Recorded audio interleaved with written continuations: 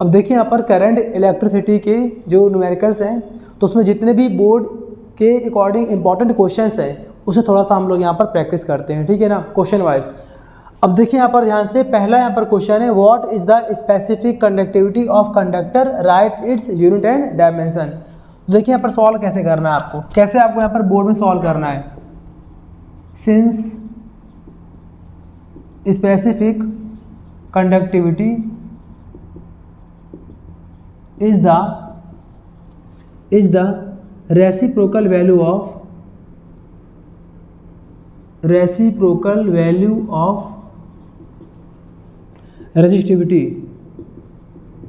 resistivity और इसका एक और नाम क्या है, स्पेसिफिक कंडक्टिविटी,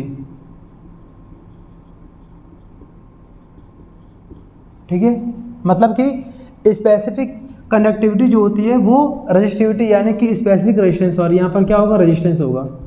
स्पेसिफिक रेजिस्टेंस का रेसिप्रोकल यहाँ पर होता है स्पेसिफिक रेजिस्टेंस, इसका यहाँ पर उल्टा होता है, ठीक है।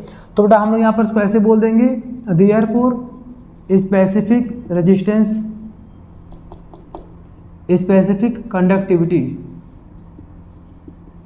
Is equal to 1 upon specific resistance, 1 upon specific resistance. अब यहाँ पर देखिए स्पेसिफिक कंडक्टिविटी का जो सिंबल होता है वो होता है sigma, sigma is equal to 1 upon rho. ये बन गया हमारा पूरा फॉर्मूला। सिग्मा का यहाँ पर मतलब है स्पेसिफिक कंडक्टिविटी, रो का यहाँ पर मतलब है स्पेसिफिक रेजिस्टेंस, ठीक है। अब हमसे बोला गया है कि यूनिट और डायमेंशन बताना है, तो यहाँ पर ऐसे करेंगे। पहला पार्ट यूनिट ऑफ सिग्मा, देखिए सिग्मा का मतलब स्पेसिफिक कंडक्टिविटी, तो यहाँ पर देखिए 1 अपॉन रो लिखा है, तो क्या करेंगे 1 अपॉन और रो यहाँ पर क्या है, स्पेसिफिक रेजिस्टेंस। तो स्पेसिफिक रेजिस्टेंस के लिए आता है यूनिट यहाँ पर ओम मीटर, ओम इंटू मीटर। तो हम यहाँ पर सॉल्व कर लेंगे तो यहाँ पे आ जाएगा ओम का उल्टा, यहाँ लगा देंगे ओम इनवर्स इंटू, और यहाँ पर आएगा मीटर इनवर्स, ठीक है। आप चाहें तो इसको ऐसे भी बोल सकते हैं, ओम इंटू मीटर की होल पावर -1, ठीक है। आप चाहें तो यहाँ पर इसको ऐसे भी यहाँ पर बोल सकते हैं, ओम मीटर की होल पावर -1, ठीक है। अब इसके बाद से यहाँ पर दूसरा पार्ट है इसका, यहाँ पर क्या, डायमेंशन। हमसे अगर बोला गया डायमेंशन, देखिए यहाँ पर डायमेंशन क्या होता है। डायमेंशन निकालने के लिए डायमेंशन ऑफ सिग्मा, ध्यान दीजिएगा, तो डायमेंशन के लिए भी करेंगे यहाँ पर क्या, डायमेंशन ऑफ, चलिए थोड़ा सा हम सॉल्व करते हैं, सिंपल करते हैं। सिग्मा इज इक्वल टू होता है 1 अपॉन रो, ठीक है।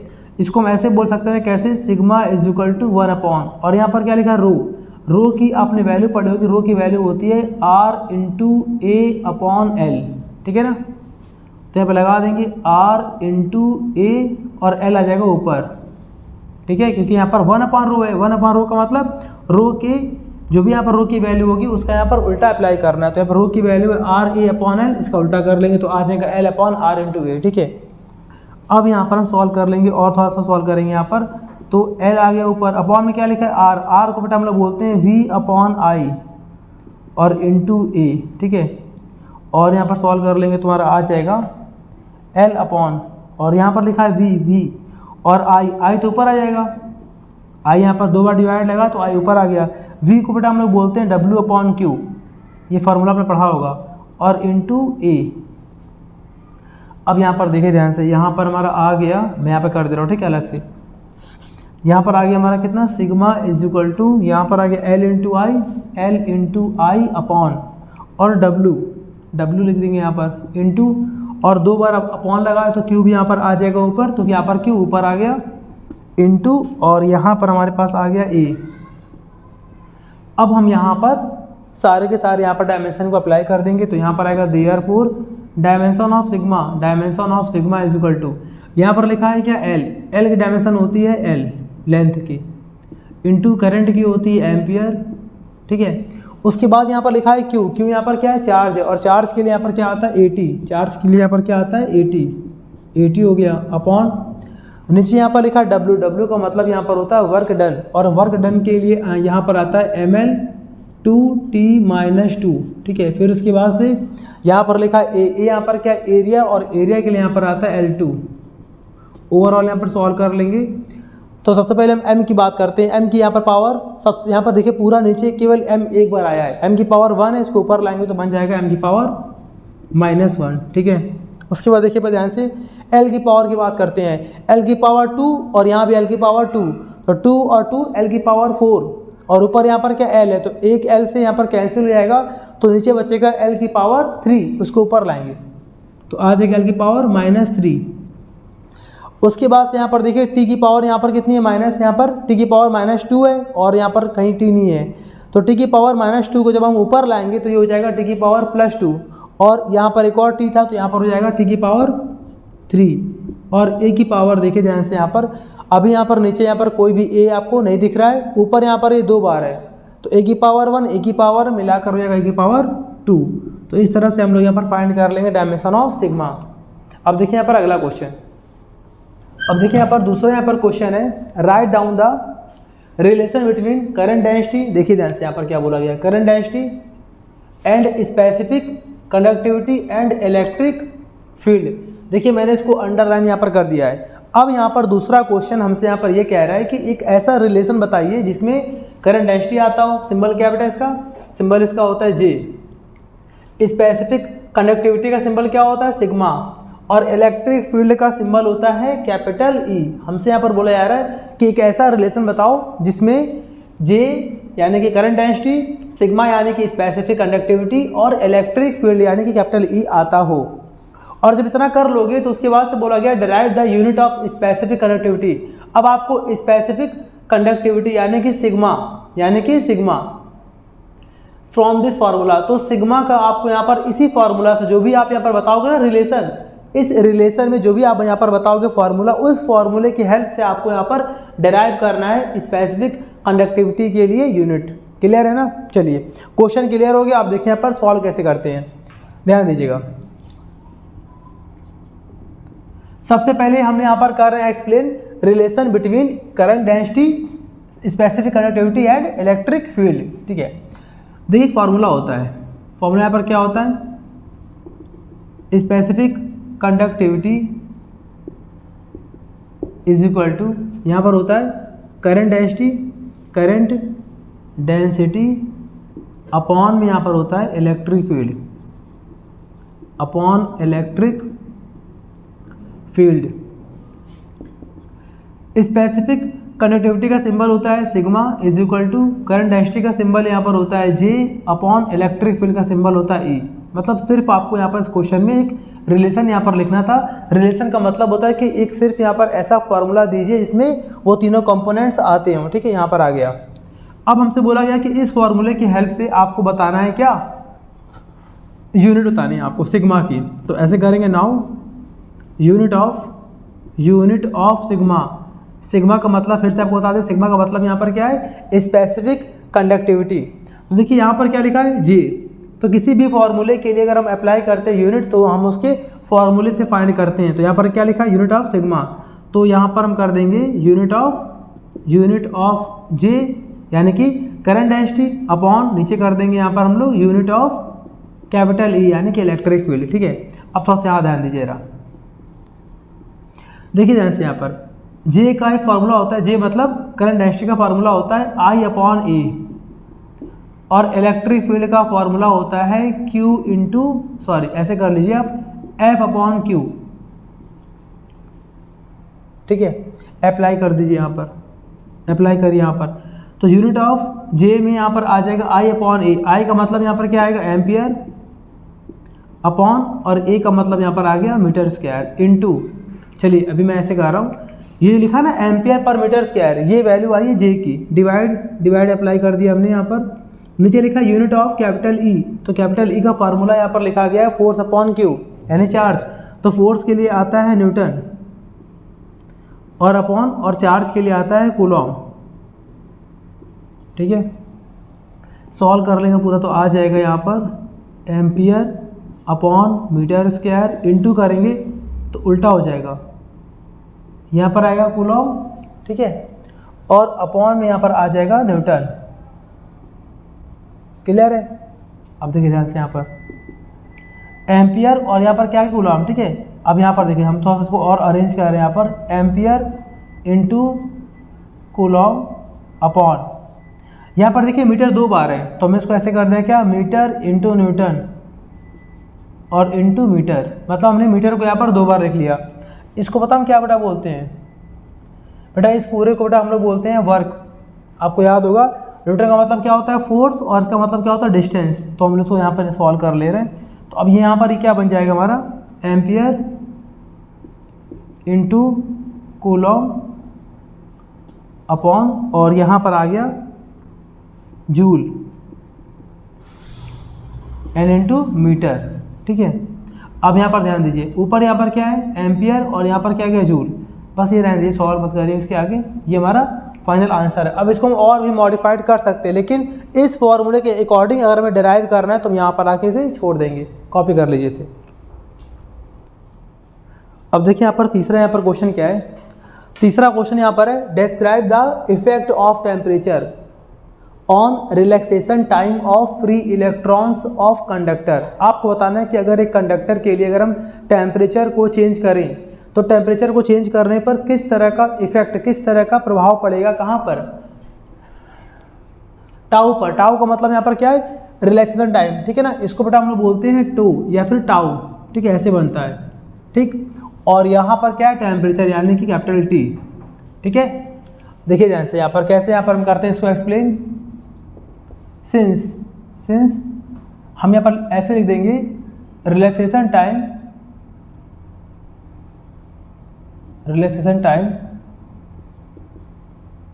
डायरेक्टली प्रोपोर्शनल टू 1 अपॉन, या फिर यहाँ पर बोल दीजिए आप इन्वर्सली 1 अपॉन है, यहाँ पर 1 अपॉन टेम्परेचर, समझ गए होंगे आप 1 अपॉन टेम्परेचर, ठीक है ना। मतलब यहाँ पर क्या कि अगर आप टेम्परेचर को बढ़ाओगे, इन्वर्सली का मतलब यहाँ पर क्या होता है, उल्टा संबंध है, उल्टा रिलेशन है। अगर आप टेम्परेचर को इंक्रीज करोगे तो फिर यहाँ पर टाउ यानी कि रिलैक्सेशन टाइम की वैल्यू यहाँ पर क्या होगी, घट जाएगी। अगर आप टेम्परेचर को कम करोगे, डिक्रीज करोगे, तो यहाँ पर टाउ की वैल्यू यहाँ पर, ठीक है, बढ़ जाएगी। मतलब दोनों में यहाँ पर उल्टा रिलेशन है, ठीक है।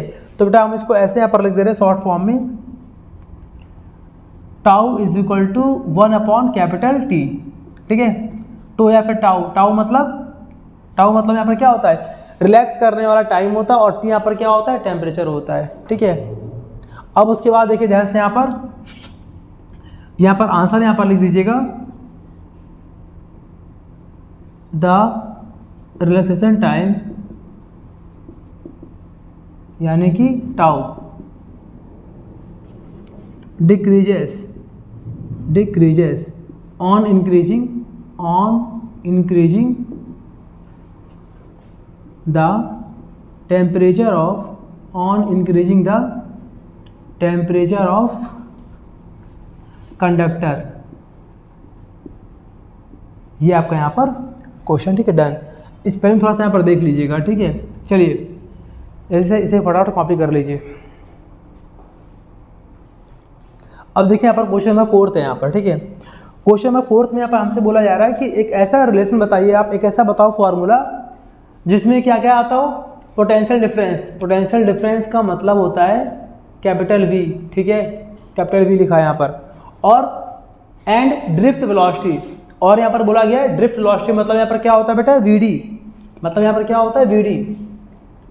यानी कि आपको यहाँ पर बताना है क्वेश्चन में कि वीडी और वी मतलब पोटेंशियल डिफरेंस या फिर वोल्टेज, तो इन दोनों का यहाँ पर क्या रिलेशन होता है, ठीक है। चलिए यहाँ पर सॉल्व कैसे करते हैं, ध्यान दीजिएगा। सिंस अकॉर्डिंग टू द, ध्यान दीजिए यहाँ पर, according to the derivation of Ohm's law on the basis of drift velocity. आपने पढ़ा था कि ड्रिफ्ट वेलोसिटी की हेल्प से ओम्स लॉ को जब हमने प्रूव किया था, जब हम लोगों ने पूरा से प्रूव किया था, तो उसमें एक बीच में एक फार्मूला आया था। उसमें फार्मूला यहाँ पर क्या आया था, V D is equal to small E capital V tau या फिर टो अपॉन एम एल। ये फार्मूला आया था। अगर आपने ओम्स लॉ का डेरिवेशन ड्रिफ्ट वेलोसिटी की हेल्प से किया होगा तो आपको अच्छे से आता होगा, ठीक है। ये फॉर्मूला आया था बीच में, ठीक है ना। और बाद में वी डी की वैल्यू को पुट करते हैं स्मॉल आई में, तो वहाँ से ओम्स लॉ भी आ जाता है, ठीक है। अब यहाँ पर सारे सिंबल आपको दिखाने हैं। वेयर वी डी यहाँ पर क्या है, वी डी यहाँ पर है ड्रिफ्ट वेलोसिटी। स्मॉल ई यहाँ पर क्या है, charge of electron, charge on लिख दीजिए, चार्ज ऑन इलेक्ट्रॉन। इसकी वैल्यू होती है 1.6 10⁻⁻19 कूलम, ठीक है। कैपिटल वी यहाँ पर क्या है, पोटेंशियल डिफरेंस, जो यहाँ पर लिखा था पोटेंशियल डिफरेंस।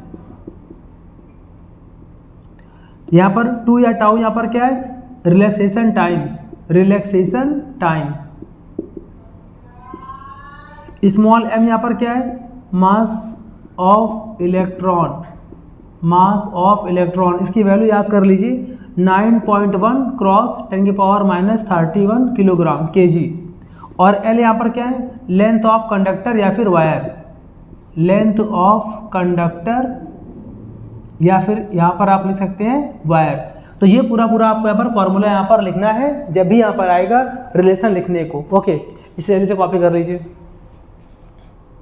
यहाँ पर क्वेश्चन नंबर 5 है, यहाँ पर a current of 0.5 ampere flows in a wire. एक करंट यहाँ पर दे रखा है ऑफ रेडियस 0.5 मिलीमीटर को चेंज करना पड़ेगा।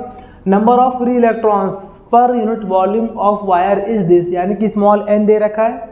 फाइंड, पहला यहाँ पर पार्ट है जहाँ पर आपको फाइंड करना है करंट डेंसिटी, और जो दूसरा पार्ट है वहाँ पे आपको फाइंड करना है वी डी का मतलब ड्रिफ्ट वेलोसिटी फाइंड करनी है। देखिए यहाँ पर कैसे करते हैं सॉल्यूशन इसका। देखिए सबसे यहाँ पर पहला हमारा स्टेप यहाँ पर गिवन लिखते हैं। तो गिवन में वायर में जो करंट फ्लो हो रहा है वो दे रखा है, small I is given 0.5 ampere, ठीक है। उसके आगे दे रखा है वायर के लिए रेडियस दे रखा है, स्मॉल आर आपको दे रखा है 0.5 मिलीमीटर। कन्वर्ट कर लेंगे इसको हम लोग मीटर में, बाय मल्टीप्लाई 10⁻³ अब ये आ जाएगा मीटर में। नंबर ऑफ फ्री इलेक्ट्रॉन्स भी पता है, यानी कि स्मॉल एन हमें दे रखा है यहाँ पर 4 क्रॉस 10⁻28 पर मीटर क्यूब, ठीक है। और फाइंड करना पहला, देखिए यहाँ पर पहला पार्ट, पहले यहाँ पर बोला गया हमसे करंट डेंसिटी यानी कि जे। तो देखिए जे का फॉर्मूला होता है I/A, मतलब flowing current upon cross sectional area. अब यहाँ पर क्या करेंगे I/, अच्छा वायर के लिए एरिया की वैल्यू होती है πr², स्मॉल आई। चलिए यहाँ पर हम वैल्यू पुट करने जा रहे हैं। स्मॉल आई की यहाँ पर वैल्यू दे रखी है 0.5, अप्लाई कर दीजिए 0.5 अपॉन πr²। तो पाई की वैल्यू होती है 3.14 इंटू r²। r² का मतलब यहाँ पर r की आपको वैल्यू दे रखी है, r की हमें यहाँ पर वैल्यू दे रखी है 0.5 10⁻³ तो लगा देंगे यहाँ पर 0.5 10⁻³ और r में स्क्वायर लगाया तो हम भी यहाँ पर स्क्वायर लगा देंगे।